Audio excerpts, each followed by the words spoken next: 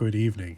Tonight I wanted to talk to you about parapsychology and cryptozoology, the differences between them and how they pertain to the paranormal world and the cryptid world. And we talk about Bigfoot, we talk about Dogman, and all these different creatures that fascinate us that we go looking for in the woods, and how they're different and what they are and what they aren't. And there's a lot of areas, in my opinion at least, that cross over. Now, I never went to college. I'm not a highly educated person on this stuff, so this is kind of just a very rudimentary view of it and things I've learned over the years, and it's quite fascinating.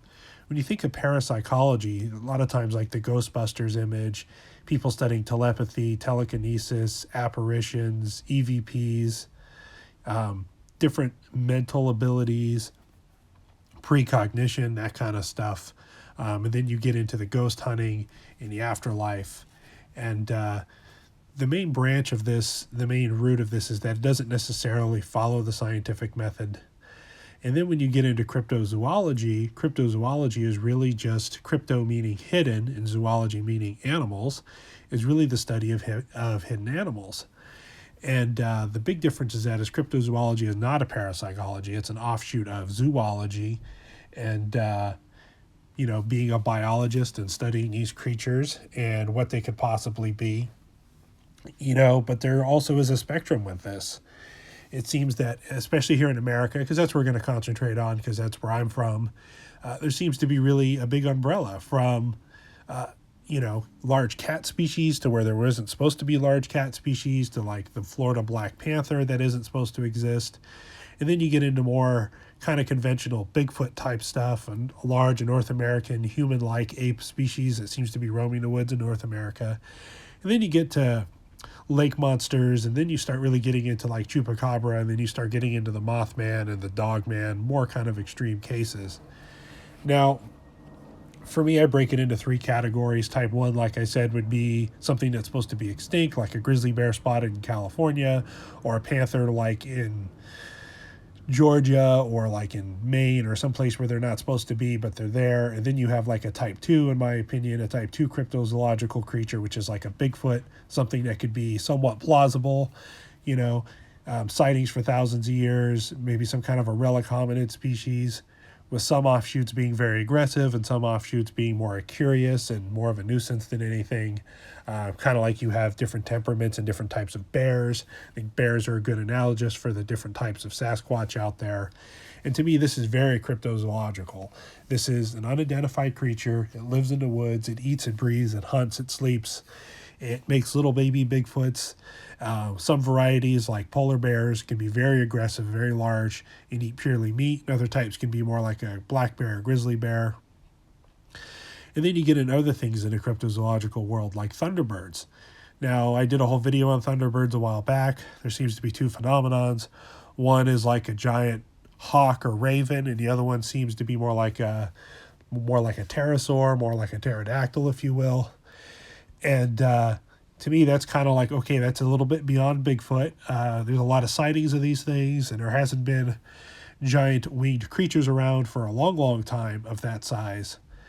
And then you start getting off into the more, I think, crossing over from cryptozoological into the paranormal world, and this is where it gets a little muddy, in my opinion. Lauren Coleman's a great resource on this stuff, and he actually used to teach cryptozoological courses at a collegiate level. Now, when you get into like the goat man, it's like, okay, upright walking apes or ape-like creatures. We have humans. We have a big fossil record for that. But an upright walking goat, often, attributed to a little more demonic type thing going on. And then you get into like the dog man with an upright walking canine, something that can run on all fours and stand up, something much bigger than a human. A gray wolf typically gets up to around 200 pounds at the biggest. And humans even get bigger than 200 pounds all the time. So you got to think of a very human-sized wolf. But when you get into a dog man, these things are much bigger than humans, much stronger, faster, scarier, built with terror in mind. So it's like, okay, this is a cryptozoological as an unidentified creature roaming the woods. But at the same time, there's something very unnatural about it that, say, maybe some kind of a lake monster might seem to be a very natural creature, part of its environment. Bigfoot might seem to be a very natural creature, part of its environment. but a dogman-like creature or a goatman or a chupacabra necessarily doesn't fit in zoologically. What its niche is, where it came from, how it evolved is a much bigger mystery than, say, like a Bigfoot is. And that's really fascinating about the study of cryptozoological. And I think if Bigfoot's kind of towards the right of a more conventional creature, I think over on the left side here, on the more out there type stuff, you have, I think the dogman gets very close to that. I think the goatman gets very, very close to that, especially when you start incorporating the weird, strange stuff stories. And like we talked about with dogman, there seems to be two things going on. Something very scary, almost supernatural, and then more like a natural creature. And then when you start getting into, you go back the other direction, you think of Bigfoot as very much a cryptozoological creature, kind of the king of it as an unidentified ape species. And then, like I said, giant anacondas, giant snakes in parts of the world that aren't supposed to have giant snakes. Florida's a great example of this. People dump exotic animals all the time, and they do really well down there. They eat alligators and everything else, and they really thrive down there. So that would be a good cryptozoological creature. Someone spotting a 30, 40-foot anaconda, big giant snake, the biggest in the world that they get down in Florida. And then you have something more like the Jersey Devil, swinging back to the other side, where you think of Bigfoot as maybe being a natural forest ninja, gentle giant, some kind of a descendant of human and apes. And then you're like the Jersey Devil, a winged bat creature with claws and kind of a dog-like body with horns. You're like, I don't know what to make of that. So is that cryptozoological? Is that an unidentified creature? Or is that a something paranormal? Is it something more like a demon or something more unexplained from the other side? And I think Mothman's also a perfect example of this. Mothman's very cool, very exciting. And especially if you think compared to like a Bigfoot.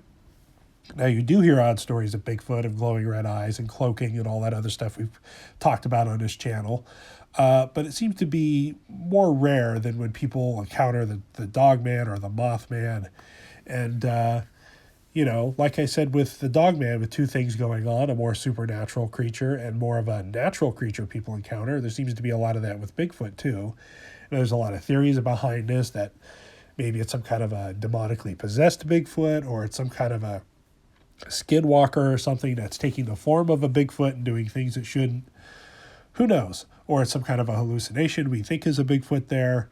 There's a lot of theories on this, and to me, this is where the lines really blur between cryptozoology and parapsychology. In cryptozoology, you get a lot into like the real sciencey part of it. Like you can find tracks, you can cast them, you can guess weights and sizes, and you can compare them to other tracks. You can look at the terrain, the habitat that they're living in. You can find hair samples, compare that to eyewitness reports. You can even collect DNA and scat samples and handprints on occasion, and thumbprints and fingerprints on windows. And it's very fascinating. It's very sciencey, like with the Dogman here, like, whoa, this is a huge track. This isn't a normal dog, but it's not a bear track either. And cats have retractable claws, so you know that it's not a cat. So it's very fascinating when you start going down this road, and you can look at it very scientifically. And I think that's the big difference. Is cryptozoological, the study of unknown animals, you can take a very scientific approach, the scientific method, if you will. Even if it has very limited success, you could still use that model, because that's what most people and unbelievers are looking for. But when you get into parapsychology, you could try to apply it, kind of like the Skinwalker Ranch was a great example of that, is that science doesn't necessarily work in any attempt to bait things or set up a camera watching a camera, and technology seems to be messed with, screwed with, shut off. It's very common with a lot of these creatures and a lot of strange places out in the world, is that science doesn't necessarily work, and parapsychology lends itself to that because it doesn't necessarily follow the scientific method. So anyway, I just wanted to break it down for you guys today. Cryptozoology being the study of